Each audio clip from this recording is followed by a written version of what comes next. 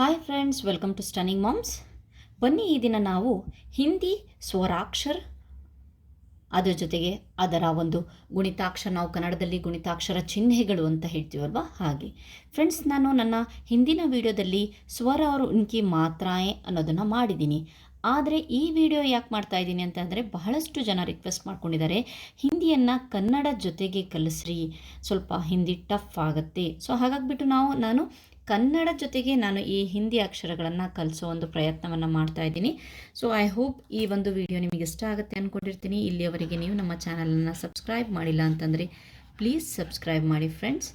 Okay, ಬನ್ನಿ ನೋಡೋಣ. ಸ್ವರ್ ಔರ್ ಉನ್ಕಿ ಮಾತ್ರಾಯೇ ಅಂತಂದರೆ ಗುಣಿತಾಕ್ಷರ ಚಿಹ್ನೆಗಳು. ಕನ್ನಡದಲ್ಲಿ ನಾವು ಗುಣಿತಾಕ್ಷರ ಚಿಹ್ನೆಗಳನ್ನು ಅದಿಂದ ಅಹದ್ವರೆಗೆ ಗುಣಿತಾಕ್ಷರ ಚಿಹ್ನೆಗಳನ್ನು ಕಲ್ತಿದ್ದೀವಿ. ಸೊ ಅದರ ಜೊತೆಗೆ ನಾವು ಹಿಂದಿಯ ಒಂದು ಗುಣಿತಾಕ್ಷರ ಚಿಹ್ನೆಗಳು ಇದನ್ನು ಕಲಿಯೋದ್ರಿಂದ ನೆಕ್ಸ್ಟು ಬರೋ ಬಾರಹಕಡಿ ಅಥವಾ ಕಾಗುಣಿತವನ್ನು ಕಲಿಯೋಕ್ಕೆ ಬಹಳ ಈಸಿ ಆಗುತ್ತೆ. ಸೊ ಬನ್ನಿ ಫ್ರೆಂಡ್ಸ್, ನೋಡೋಣ. ಓಕೆ, ಫಸ್ಟ್ ಲೆಟರ್ ಅ. ಆ ನಾನಿಲ್ಲಿ ಫಸ್ಟು ಕನ್ನಡದಲ್ಲಿ ಬರಿತೀನಿ, ಅದಾದಮೇಲೆ ನೋಡೋಣ. ಆ ಇದರ ಗುಣಿತಾಕ್ಷರ ಚಿಹ್ನೆ ನಮಗೆಲ್ಲರಿಗೂ ಗೊತ್ತುಂಟು. ಯಾವ ರೀತಿಯಾಗಿ ಬರಿತೀವಿ ನಾವು ಅಲ್ಲವಾ? ಸೊ ಅದೇ ರೀತಿ ಈ ಅಕ್ಷರ ಅ, ಇದರ ಗುಣಿತಾಕ್ಷರ ಚಿಹ್ನೆ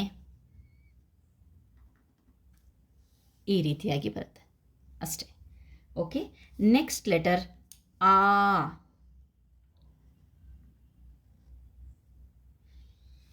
ಆ ಇದರ ಚಿಹ್ನೆ ಅಲ್ವಾ? ಅದೇ ಹಿಂದಿಯಲ್ಲಿ ಇಲ್ಲಿ ನೋಡಿ, ಆ ಒಂದು ಈ ರೀತಿಯಾಗಿ ಗೆರೆ ಬಂದು ಅದಕ್ಕೆ ಈ ರೀತಿ ಹಾಕು. Okay, next letter E. ಹೌದು, ನಮಗೆಲ್ಲರಿಗೂ ಗೊತ್ತುಂಟು ಈ ಚಿಹ್ನೆಯ ಗುಣಿತಾಕ್ಷರ ಚಿಹ್ನೆ ಇದು. ಸೊ ಇಲ್ಲೂ ಹೇಗೆ ಬರುತ್ತೆ, ಈ ರೀತಿಯಾಗಿ ಬಂದು ಅದಕ್ಕೆ ಈ ರೀತಿಯಾಗಿ ಟರ್ನ್ ಕೊಟ್ಟರೆ ಇದು ಇ. ಈಗ ನೆಕ್ಸ್ಟ್ ಬರೋಣ. ಈ ಅಕ್ಷರ ಇ, ಅದನ್ನು ನಾವು ಕನ್ನಡದಲ್ಲಿ ಈ.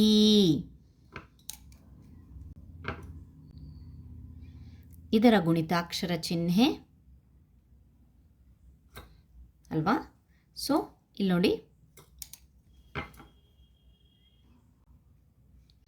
ಈ ಕಡೆ ತಗೊಂಡಿದ್ವಲ್ವಾ, ಈಗ ಈ ಕಡೆ ತಗೊಳ್ತೀವಿ, ಈ.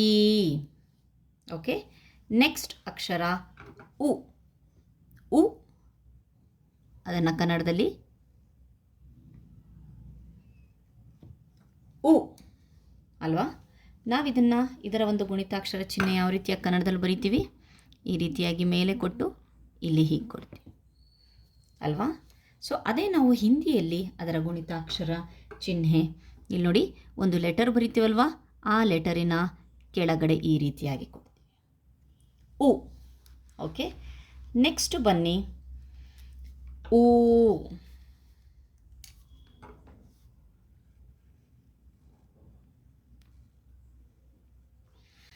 ಊ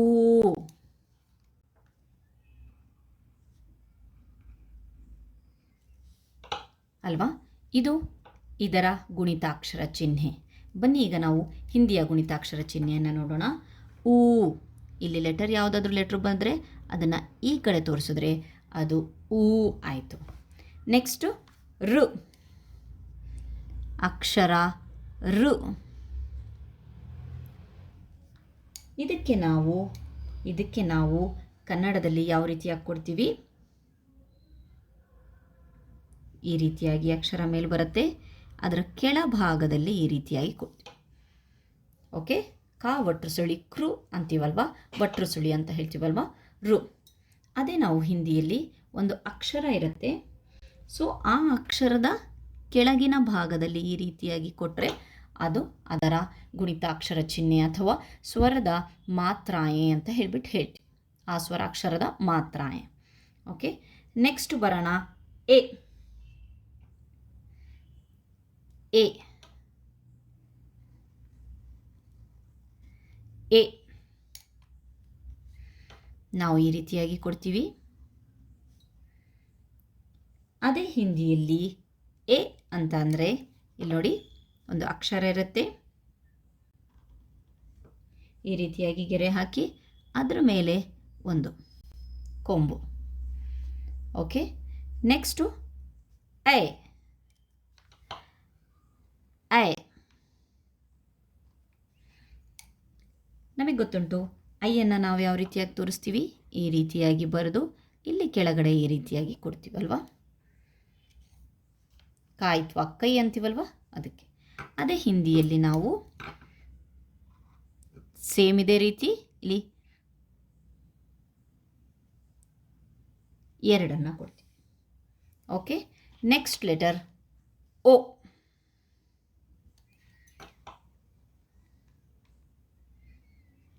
ಓ ಕನ್ನಡದಲ್ಲಿ ಯಾವ ರೀತಿಯಾಗಿ ಕೊಡ್ತೀವಿ, ಇಲ್ಲಿ ನೋಡಿ,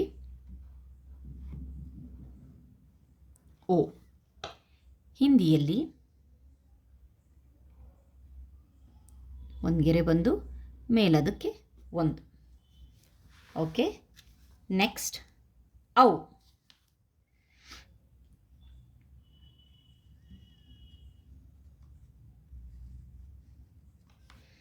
ಔ ಕನ್ನಡದಲ್ಲಿ ಔ ಇದರ ಗುಣಿತಾಕ್ಷರ ಅಲ್ವಾ. ಸೊ ಅದೇ ಹಿಂದಿಯಲ್ಲಿ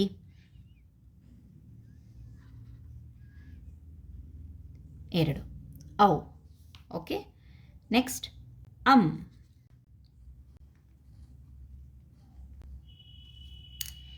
ಇದಕ್ಕೆ ಈ ರೀತಿಯಾಗಿ ಬರೆದು ಪಕ್ಕ 0 ಹಾಕ್ತೀವಲ್ವಾ, ಸೊ ಇದಕ್ಕೆ ಅಂತ ಹೇಳ್ತೀವಿ. ಅದೇ ರೀತಿ ಹಿಂದಿಯಲ್ಲಿ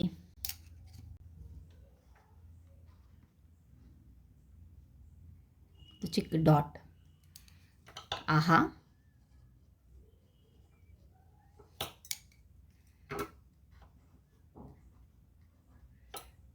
ಅಲ್ವಾ ಫ್ರೆಂಡ್ಸ್. ನೆಕ್ಸ್ಟ್ ಅದೇ ಆಹಾ ನಾವು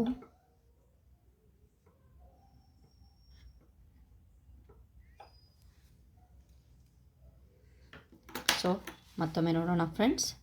ಹಿಂದಿ ಸ್ವರ್ और उनकी मात्राएं. ಅ ಈ ರೀತಿಯಾಗಿ ಬರುತ್ತೆ, ಆ ಇಲ್ಲಿ ನೋಡಿ, ಈ ರೀತಿಯಾಗಿ, ಈ ಉ ಅಕ್ಷರದ ಕೆಳಗಡೆ ಈ ರೀತಿಯಾಗಿ ಕೊಡ್ತೀವಿ. ನೆಕ್ಸ್ಟ್ ಊ, ರು, ಎ, ಐ, ಓ, ಔ, ಆಹಾ. ಓಕೆ, ಇಲ್ಲಿಯವರೆಗೆ ನೀವು ನಮ್ಮ ಚಾನಲ್ನ ಸಬ್ಸ್ಕ್ರೈಬ್ ಮಾಡಿಲ್ಲ ಅಂತಂದರೆ ಪ್ಲೀಸ್ ಸಬ್ಸ್ಕ್ರೈಬ್ ಮಾಡಿ. Thank you friends.